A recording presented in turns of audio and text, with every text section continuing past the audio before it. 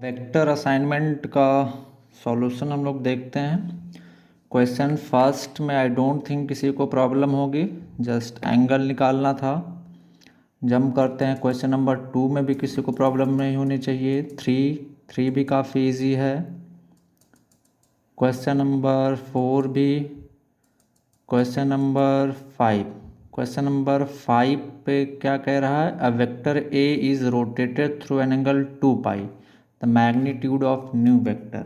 Question 5 को अगर हम लोग देखें तो क्वेश्चन 5 क्या कह रहा है? एक वेक्टर है ए, इसी वेक्टर को रोटेट किया गया कितना?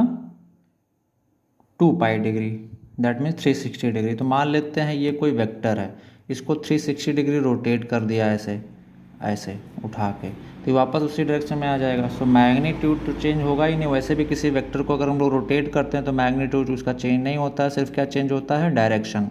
लेकिन अगर हम लोग 2 पाई से रोटेट करते हैं तो उसका ना तो मैग्नीट्यूड चेंज होता है ना तो डायरेक्शन। वेक्टर सिंपली क्या रहता है? सेम रहता है। तो क्वेश्चन 5 का आंसर क्या आ जाएगा? ए। वेक्टर ए का मैग्नीट्यूड अगर ए था तो आंसर क्या आ जाएगा? ए आ जाएगा। फिर क्वेश्चन नंबर 6 देखें क्या कह रहा है।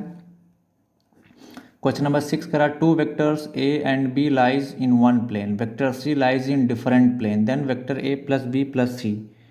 Vector A plus B plus c हम लोगों को बताना है क्या होगा। ये जो है सेम प्लेन में है और ये डिफरेंट प्लेन में है। ओके, ये डिफरेंट प्लेन में है, डिफरेंट प्लेन। तो क्या कह रहा है कि A plus B plus C, first option कह रहा है may be zero, B option कह रहा है must be zero, C option कह रहा है must not be zero, D all of the above कह रहा है। तो ध्यान से देखें, अगर 3 वेक्टर कोप्लेनर हैं ए बी सी, अगर 3 वेक्टर कोप्लेनर हैं, कोप्लेनर का मतलब सेम ही प्लेन में है, कोप्लेनर है, तो उनका समेशन क्या हो सकता है? जीरो हो सकता है, then may be zero. But अगर तीनों वेक्टर कोप्लेनर नहीं है तो उनका समेशन कभी भी जीरो नहीं होगा। तो इस पर्टिकुलर क्वेश्चन में A and B same plane में है बट सी डिफरेंट प्लेन में है, तो हम लोग बोल सकते हैं कि a vector A B and C are not coplanar vectors. तो कोप्लेनर वेक्टर्स नहीं है तो इनका समेशन कभी भी जीरो नहीं होगा। Question number 7 is very easy. Question number 8 question number 8 पे आते हैं। क्वेश्चन नंबर 8 भी काफ़ी इजी है। क्या कह रहा है? Vector R is equal to vector A plus vector B and mod of vector R is equal to R, that means resultant vector का मैग्नीट्यूड आर है और वेक्टर ए क्या है? हमारा यूनिट वेक्टर है, unit vector. That means mod of vector A क्या होगा? 1। Mod of vector B क्या होगा? 1, क्योंकि वेक्टर बी भी एक यूनिट वेक्टर है। तो हमने बोला था कि इनका जो रिजल्टेंट होगा किसके किसके बीच लाई करेगा? Mod of vector A plus mod of vector B and should be greater than और equal to mod of vector a minus mod of vector B.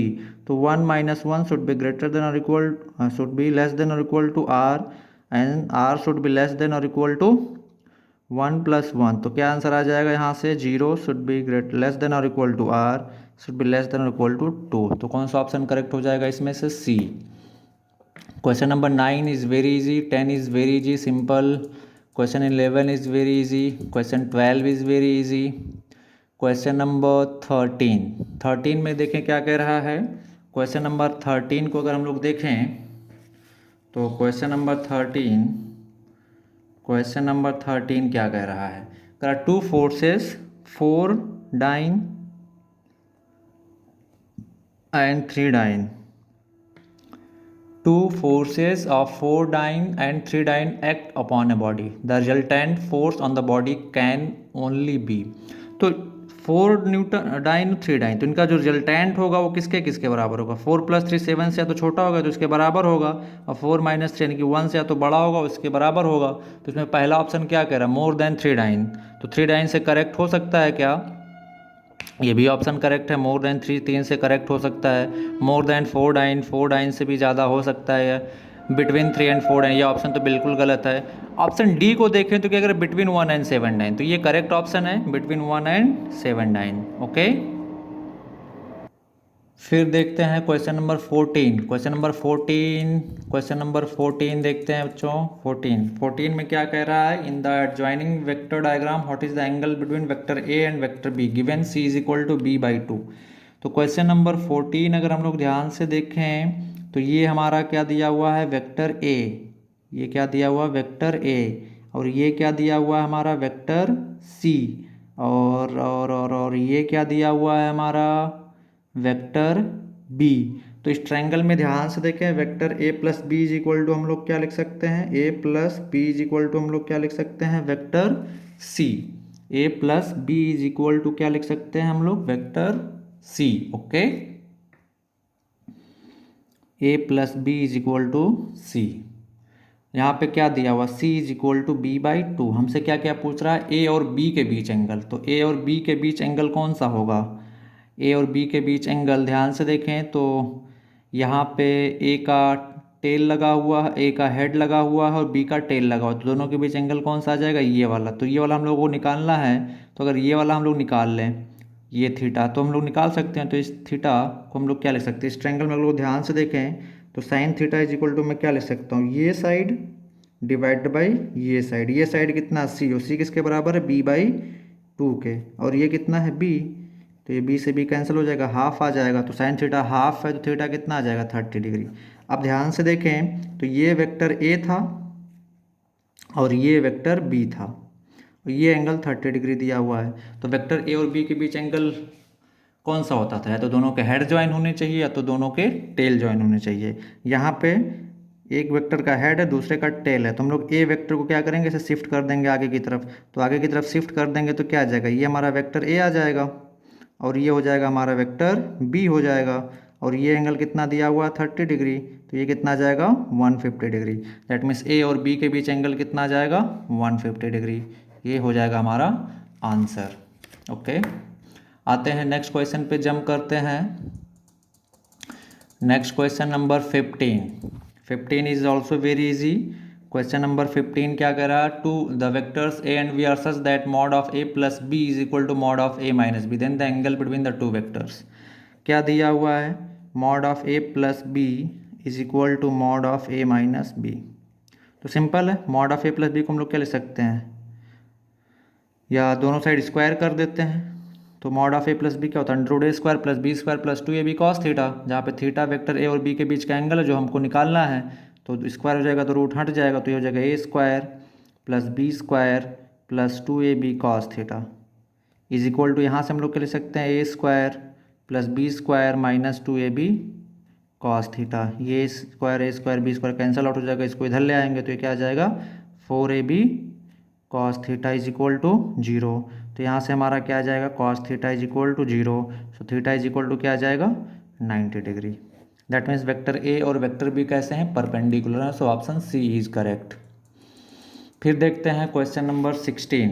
Okay, question number 16 देखते हैं। The magnitude of vector A B and C R respectively 12, 5 and 13 unit and a plus B is equal to c. तो सबसे पहले देखते हैं, a plus B is equal to vector c, यानी कि ए और बी का रिजल्टेंट क्या है, सी है। और क्या दिया हुआ है, magnitude of vector A is 12, magnitude of vector B is 5, magnitude of vector C is 13। तो अगर हम लोग यहाँ से ध्यान से देखें, a square plus B square equal to c square करें तो 12 square plus 5 square equal to 13 square. That means ये राइट एंगल ट्रायंगल की प्रॉपर्टी सेटिस्फाइड है। ओके, दैट मीन्स इसमें से दो वेक्टर के बीच का एंगल 90 डिग्री, यानी कि यहाँ पे ध्यान से देखें तो ए और बी कैसे हैं, 90 डिग्री पे हैं। तो ये हो जाएगा हमारा वेक्टर ए, ये हो जाएगा हमारा वेक्टर बी और ये हो जाएगा हमारा रिजल्टेंट वेक्टर सी। इस ट्रायंगल में हम लोग क्या लिख सकते हैं, vector A plus B is equal to c. अब ध्यान से देखें, सी कितना दिया हुआ है, 13, ए कितना दिया हुआ है, 12, बी कितना दिया हुआ है, 5। हमको किसके किसके बीच एंगल निकालना है, हमको किसके किसके बीच एंगल निकालना है, किसके किसके बीच एंगल निकालना हम लोगों को, ए बी एंड सी किसके किसके बीच निकालना है, ए और बी के बीच एंगल, ए और बी के बीच एंगल। तो यहाँ से सीधे सीधे पता चल रहा है ए और बी के बीच एंगल कितना, 90 degree. Okay, question number 17। Question number 17 क्या कह रहा है, resultant of which of the following में बी इक्वल टू 0। तो इस टाइप के क्वेश्चंस मैं बहुत करा चुका हूँ, किसी को दिक्कत नहीं होगा। क्वेश्चन नंबर 18 सॉल्व करते हैं। अच्छा क्वेश्चन है, थोड़ा सा अच्छा क्वेश्चन है। Question number 18। सो 18 में ध्यान से देखें क्या क्या दिया हुआ है हमारा। ये P है, ये O है, ये Q है और ये R है। Okay, this is R। ये वेक्टर A हो गया, ये वेक्टर C हो गया और ये वेक्टर B हो गया। हमसे पूछा figure shows the vector ABC where vector R is the mid point of PQ। R जो है ये मिड पॉइंट है PQ का। Then which of the following is correct. तो ध्यान से देखिए, इसको मैं मान लेता हूँ वेक्टर B इस डायरेक्शन में, इसको मान लेता हूँ वेक्टर A और इस डायरेक्शन में मान लेता हूँ मैं वेक्टर ये। तो अभी ध्यान से देखिए हम लोग क्या ले सकते हैं, vector B plus PQ vector is equal to vector A। तो मैं क्या ले सकता हूँ, vector B plus PQ vector, ये सॉरी QP वेक्टर, QP इस डायरेक्शन इधर की तरफ है, QP vector is equal to क्या आ जाएगा, वेक्टर A, ये वाला वेक्टर। अब vector B is vector B plus okay, तो vector B plus QP vector is equal to vector A, equation number first.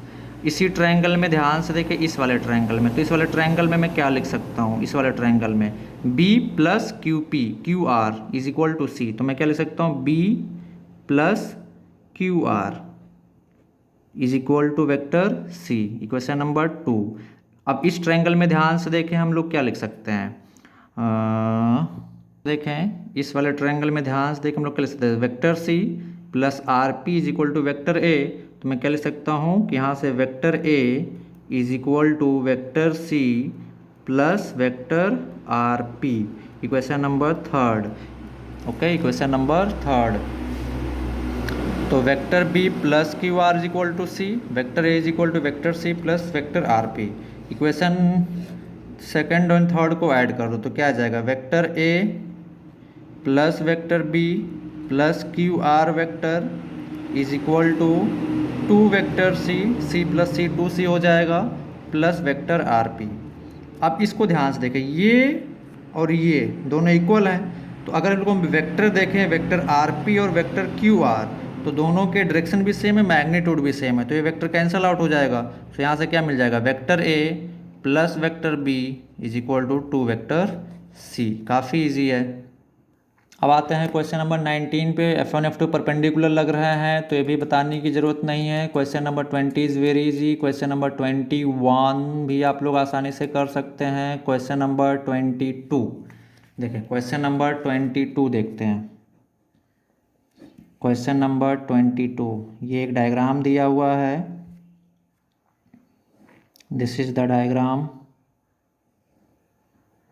Okay, ये एक डायग्राम दिया हुआ है ऐसे, ये हमारा वेक्टर C दिया हुआ है, ये वेक्टर D दिया हुआ है, ये वेक्टर B दिया हुआ है, ये वेक्टर A दिया हुआ है और ये वेक्टर E दिया हुआ है। ओके, हमसे क्या पूछ रहा है फिगर में कि वेक्टर E का वैल्यू कितना है। तो आप इस ट्रायंगल में ध्यान से देखें, इस ट्रायंगल में हम लोग इस ट्रायंगल में क्या लिख सकते हैं, वेक्टर E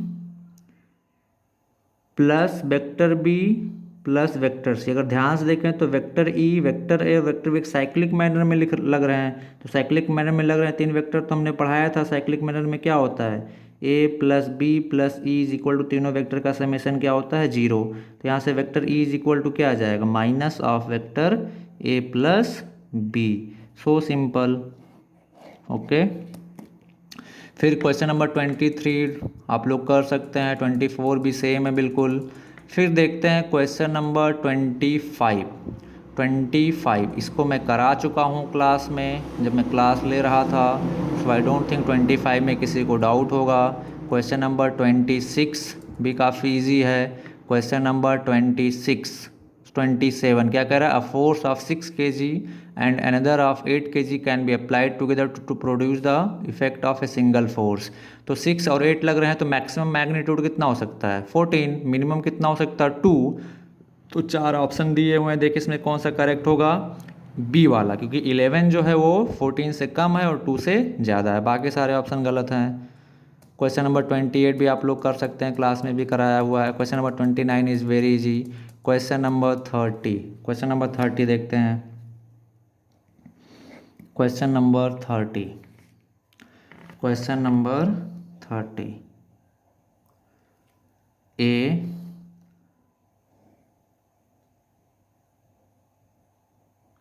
आर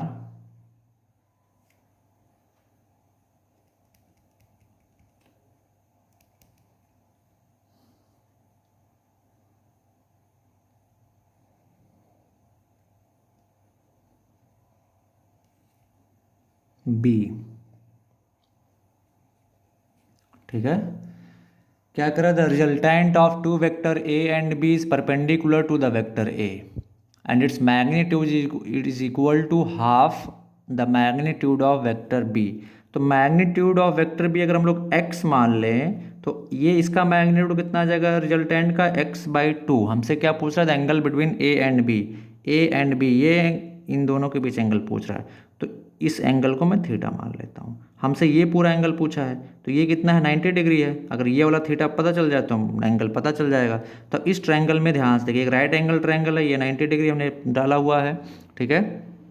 तो कितना आ जाएगा, इस ट्रायंगल में हमको ये पता है और ये पता है, तो हम लोग क्या लगा सकते हैं, cos theta is equal to क्या आ जाएगा, x/2/x, x कैंसिल आ जाएगा, ये हाफ आ जाएगा। कॉस थीटा हाफ है तो थीटा कितना आ जाएगा, अगर कॉस थीटा हाफ है तो थीटा कितना आ जाएगा, 60 डिग्री। तो अब ध्यान से देखें, ये थीटा कितना आ गया 60 और ये कितना था 90 डिग्री, तो ये पूरा एंगल कितना आ जाएगा 90 + 60 इज इक्वल टू 150 डिग्री। तो ए और बी के बीच एंगल कितना आ जाएगा 90 + 60 is equal to 150 degree. Okay, correct.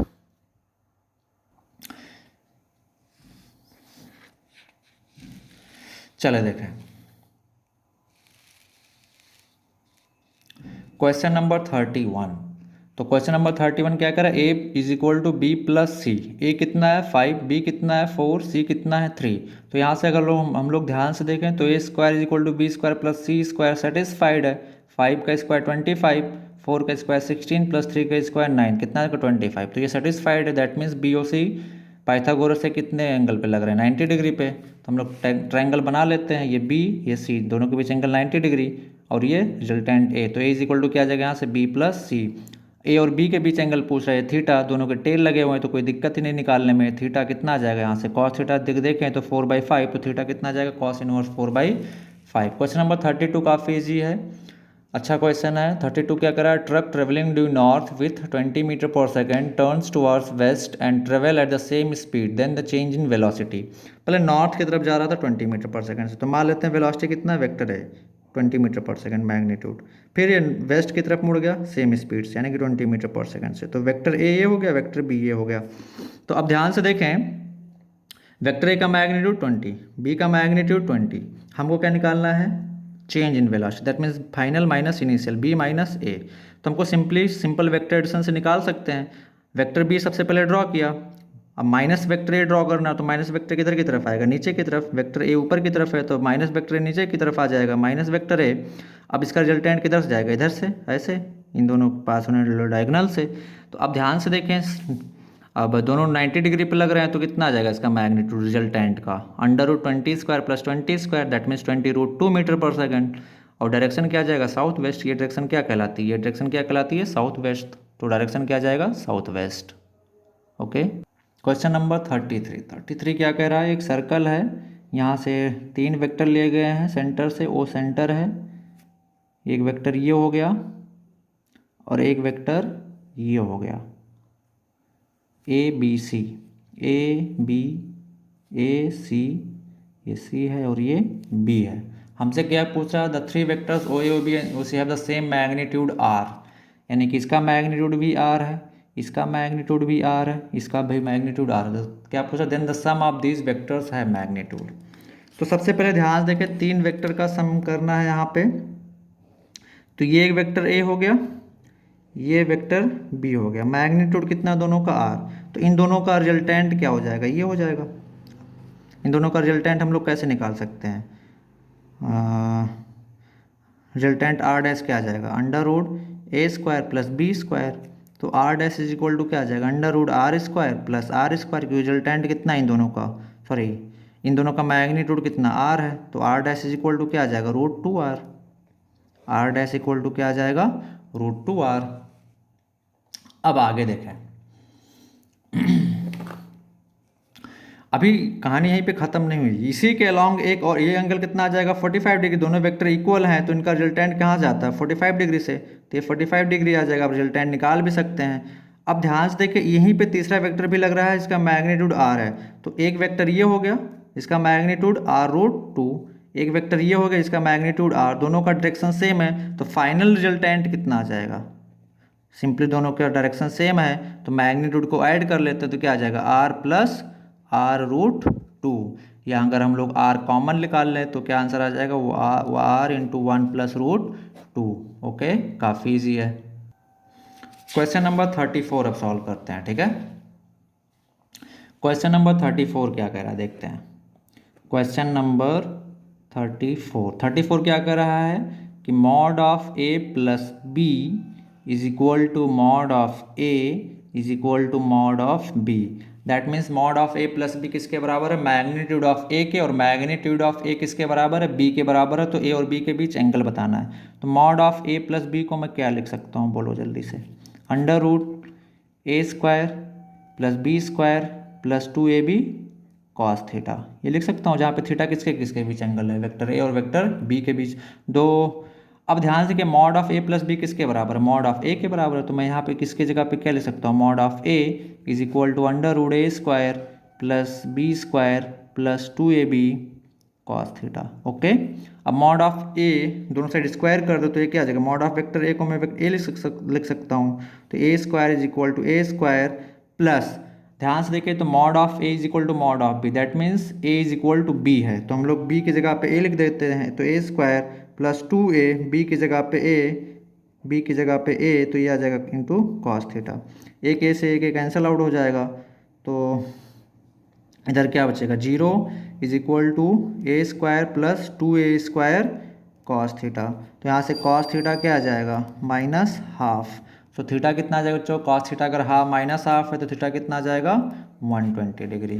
सो कौन सा ऑप्शन करेक्ट है यहाँ पे, c. Okay, question number 35 is very easy, triangle law है, आप लोग कर सकते हैं। क्वेश्चन नंबर 36 सॉल्व करते हैं। 36 अच्छा क्वेश्चन है, इसको सॉल्व करते हैं। सो क्वेश्चन नंबर 36 क्या कह रहा है, A B C D E F is a regular hexagon, what is the value of A B vector A B plus vector A C plus vector A D plus vector A E plus vector A F.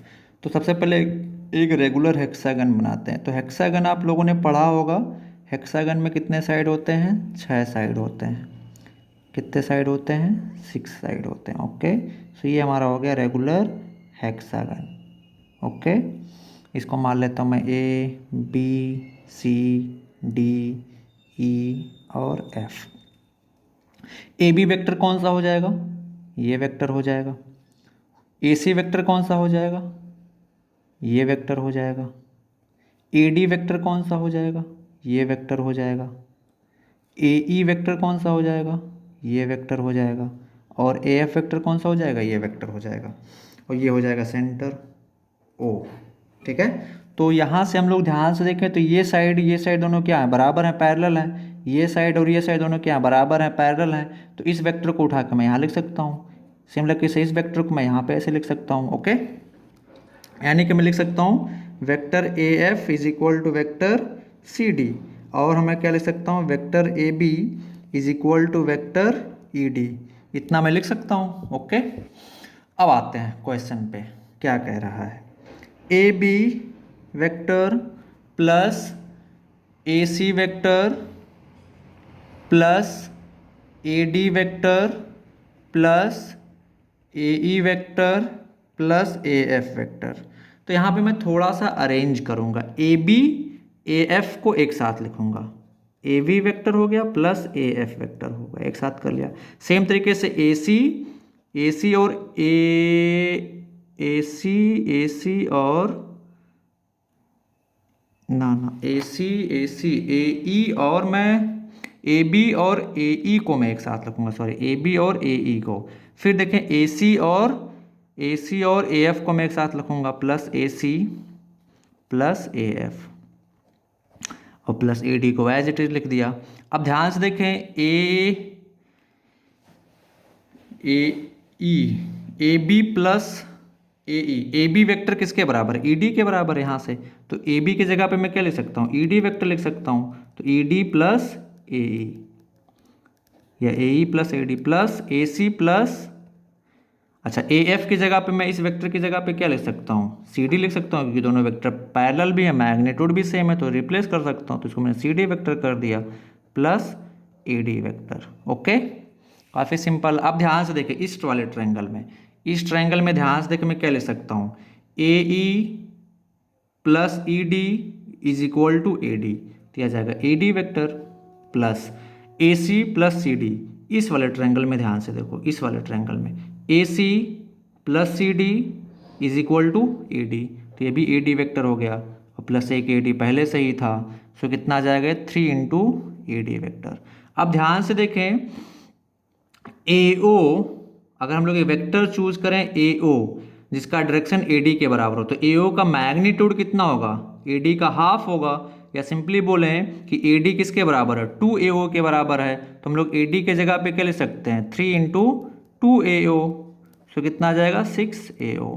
सो कौन सा option correct है इसमें से, option D. Okay, question number आते हैं अब 37 पे। Question number 37 क्या कह रहा है, two vector A and B are such that a plus B is equal to vector c and a square plus B square equal to c square, which of the following is correct. काफ़ी simple है, Pythagoras follow कर रहा है, a square plus B square equal to c square, तो a और B कैसे हैं, perpendicular हैं, सो ऑप्शन सी। फिर question number 38 is very easy, बता चुका हूँ। Question number 39 is also very easy, मैं बता चुका हूँ। क्वेश्चन नंबर 40 ये भी काफ़ी इजी है। सो ये हमारा असाइनमेंट का सॉल्यूशन था। आप लोगों को अगर इसके बाद भी किसी क्वेश्चन में डाउट है तो मुझसे पर्सनली व्हाट्सएप पे पूछ सकते हैं। Okay, thank you.